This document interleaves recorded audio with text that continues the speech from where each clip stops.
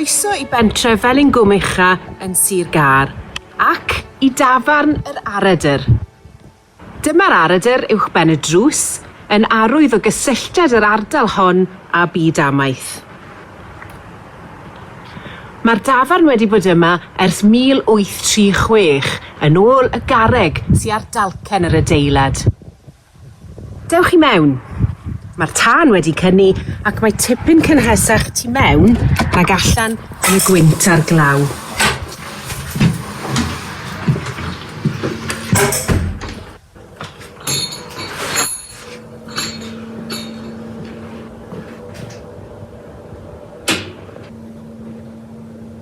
Mae'r fordydd wedi gosod ar gyfer gwledd o fwyd.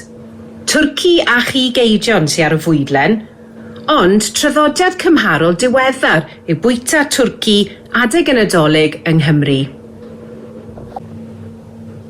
O ganol y 19fed ganrif, fe fyddai'r fferm fwyaf yn yr ardal yn paratoi pryd ar gyfer y trigolion lleol. Gwydd pryd hynny oedd ar y fwydlen.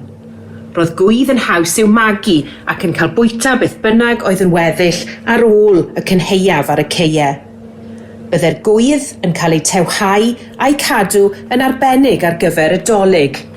Wedyn, roedd cyfnod o wyliau, tua 12 diwrnod, pan roedd saib ar y gwaith ffarm.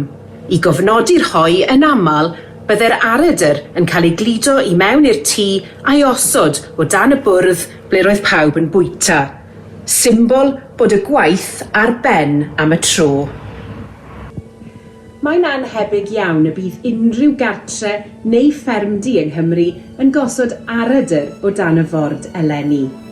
Ond fe ddylai'r Nadolig fod yn gyfle I ymlacio, I fwynhau'r pethau pwysig yng nghwmni teulu a ffrindiau, a chymryd cyfle I ystyried gwir ystyr y Nadolig. Nadolig llawen iawn I chi o Felingwm.